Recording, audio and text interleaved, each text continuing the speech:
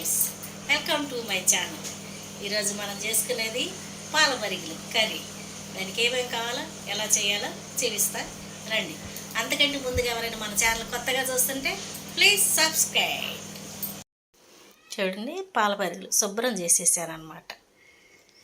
శుభ్రం చేసినాక ఐడియా వచ్చింది, అయ్యో చేత్త మీకు కూడా చూపిస్తే బాగుండేదే అని. సులువుగా ఏమి లేదు, తలకాయ పొట్ట కోసేసేస్తే సరిపోద్ది. అదిగో తలకాయ నుంచి ఆ పొట్ట దాకా కోసేసామనుకోండి, అంతే, ఇంకేం అక్కర్లా.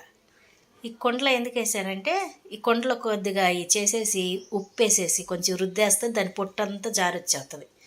మనం పెద్ద చేప చేసినట్టుగా కత్తిపేట పెట్టి చేయక్కర్లేదన్నమాట. చింతపండు దానికి సరిపడనమాట, ఒక నిమ్మకాయ సైజు అంత చింతపండు. మీరు కొంచెం పులుపు తింటానంటే ఇంకొంచెం వేసుకోండి. నేను పులుపు తక్కువ తినాలని కొద్ది తక్కువ వేసాను నేను, కానీ పులుపు తగిలితేనే టేస్ట్ వస్తుంది. చూడండి, 1 ఇంచు అల్లం ముక్క, 2 ఉల్లిపాయలు, 2 టమాటాలు, చిన్న ఎల్లుల్లిపాయ, 4 పచ్చిమిరకాయలు తీసుకున్నాను అనమాట. అల్లం వెల్లుల్లిపాయ మిక్సీ పట్టేసుకొని ఉల్లిపాయ కోసేసుకోవచ్చు. కొంచెం కొత్తిమీర ఇంట్లో ఉందలే. చూడండి, మట్టి దాకా పెట్టేశాను. మట్టి దాకలోనే మంచి టేస్ట్ వస్తుంది చేపల కూర. అబ్బా, ఇవాళ వండుకొని రేపు తింటే ఇంకా టేస్ట్ ఎక్కువ అవుద్ది. కానీ ఇది వేడెక్కుతాక చాలా టైం పడుతుంది. మన దాకలో నీళ్ళు ఆరిపోయినట్టుగా ఆరిపోదు, టైం పడుతుంది అనమాట. ఇక చూసారా,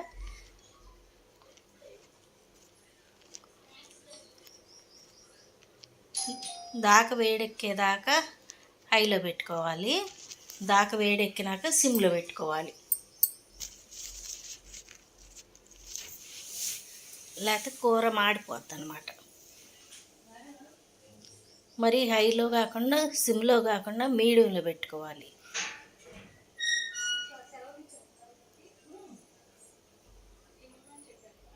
నూనె ఒక 50 గ్రాములు పోసుకుంటే సరిపోద్ది.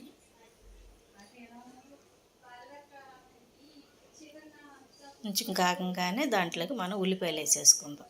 సింపుల్గా అయిపోద్ది కూర. పాల పరిగులు టైం ఎక్కువ పట్టదు మనకి. మనం చేసేసుకోవచ్చు, లేదంటే చేపిచ్చి తెచ్చుకోవచ్చు.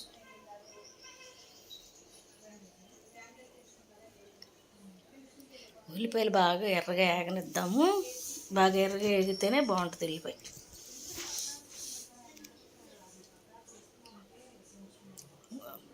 మట్టికొండ బాగా హీట్ ఎక్కితే భలే తొందరగా అయిపోద్ది కూర. మీడియం ఫ్లేమ్లోనే పెట్టుకోండి, హైలో పెట్టబాకండి. గ్యాస్ పొయ్యి మీద కొండ మాడిపోద్ది. మాడిపోతే కూర టేస్ట్ మారిపోద్ది అనమాట.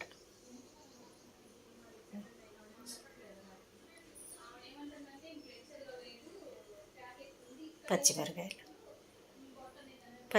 నుంచి ఆగనిచ్చి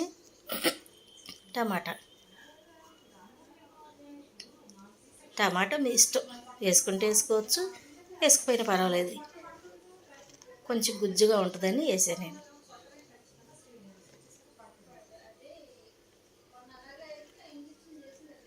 బాగా ఏగనిద్దాం.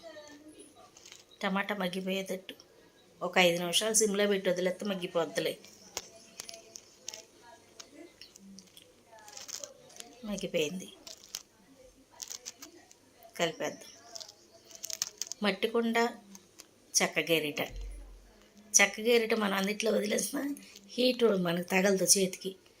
అదే గెరిట్లు పెట్టుకున్నాను, స్టీల్ గెరిట్లు, కాలిపోద్ది చెయ్యి.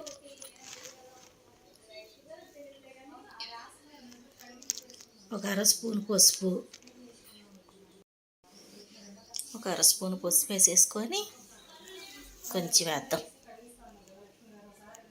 చిటికెడు సాల్ట్, 1 స్పూన్ సాల్ట్ వేసుకొని, చాలపోతే తర్వాత కలుపుకోవచ్చు, సరిపోద్ది.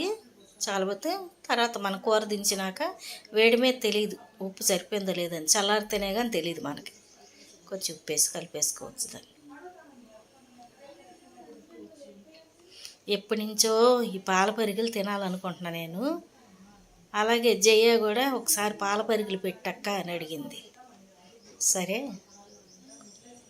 1 స్పూన్ కారం వేసుకున్నా. పచ్చిమిరకాయలు వేసాం కదా 4 కాయలు, అందుకే 1 స్పూన్ కారం వేసుకున్నా చాలు.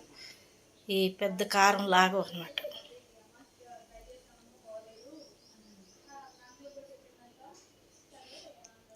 రాకుండా సరిగ్గా సెట్ అవ్వాలి స్టవ్ మీద. అటు ఇటు డ్యాన్స్ చేస్తుంది, తైతెక్క తైతెక్క తైతెక్క అని.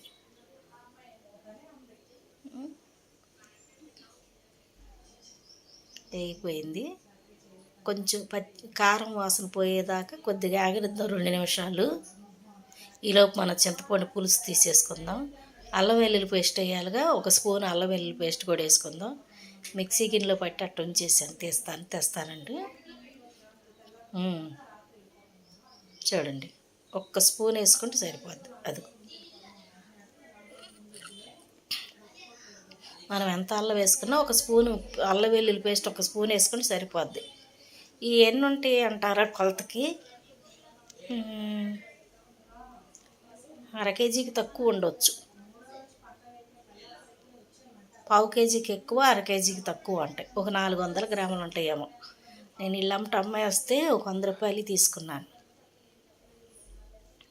మార్కెట్కి వెళ్ళలేదులే. భలే టేస్ట్ కూర ఇది మాత్రం. మన పెద్ద చేపల కూర కంటే కూడా ఈ పాల పరిగెల కూర మహా టేస్ట్గా ఉంటుంది. తినే కొద్దీ తినాలనిపిస్తుంది. ముళ్ళుతో సహా నవ్వులేయచ్చు, ముళ్ళు తీసుకునే ఇబ్బంది లేదు. అల్లం వెల్లుల్లి పేస్ట్ కూడా నూనెలో బాగా కాస్త యాగనిద్దాము, ఎందుకంటే ఎక్కువసేపు ఉడకదు కాబట్టి మనకు అల్లం వెల్లుల్లి పేస్ట్ వాసన పోదు. చింతపండు పులుసు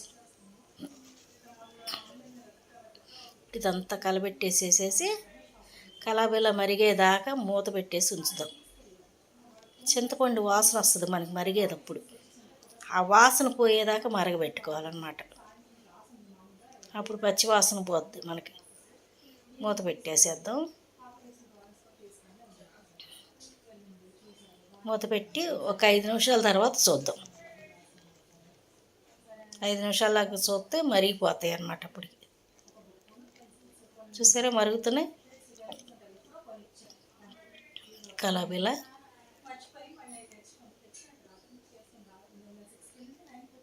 అదిగో ఉల్లిపాయ ఉడికింది చూసారా, అంతే. ఇలా 1 నిమిషం కలబెట్టేసేసుకొని మనం వేసేసుకోవచ్చు చేపలు.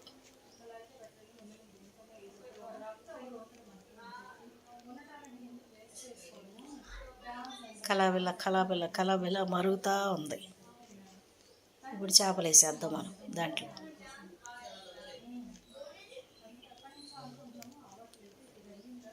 మరీ పులుసు కావాలనుకుంటే ఇంకొద్దిగా పోసుకోండి. అసలు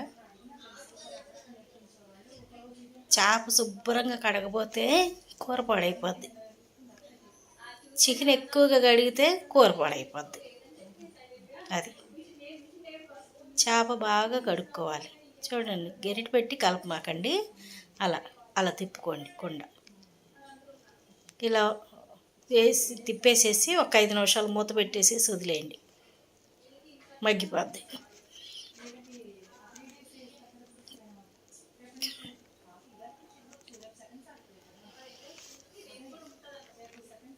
చూద్దాం, దగ్గరకు వచ్చినట్టు అనిపిస్తుంది. కొంచెం చూద్దాం వెలుతురులో. పర్లేదు, 3 వంతులు ఉడికింది. తొందరగానే ఉడికిపోతాయి, చిన్నవి కదా. 3 వంతులు ఉడికిపోయింది. కొత్తిమీర వేసి మళ్ళీ ఒక 2 నిమిషాలు వదిలేద్దాం. వదిలేస్తే అది కూడా మగ్గిపోద్ది.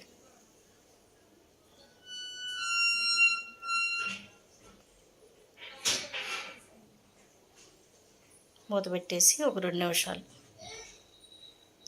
2 నిమిషాల తర్వాత చూద్దాం. ఎక్కువసేపు అక్కర్లేదు, మరీ ఉడికితే పీకిడైపోద్ది కూర.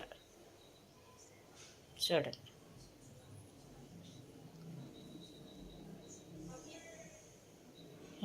చూసారా దగ్గరికి వచ్చేసింది. చూసారా, ఇంకా చాలు, ఇంకా ఇంకంతకంటే ఎక్కువ అక్కర్లేదు. ఎందుకంటే కొండ బాగా వేడిగా ఉంటుంది కదా, ఒక వంతు ఉడకపోయినా కట్టేసేస్తే అది ఆ వేడికి ఉడికిపోద్ది అన్నమాట. మూత పెట్టేసేసుకుందాం. అయిపోయింది, స్టవ్ కట్టేసుకుందాం. చూసారా, దించిన తర్వాత 5 నిమిషాల తర్వాత అలాగే ఉడుకుతూ ఉంటుంది, అందుకు చేప మగ్గిపోద్ది. Okay friends, thank you.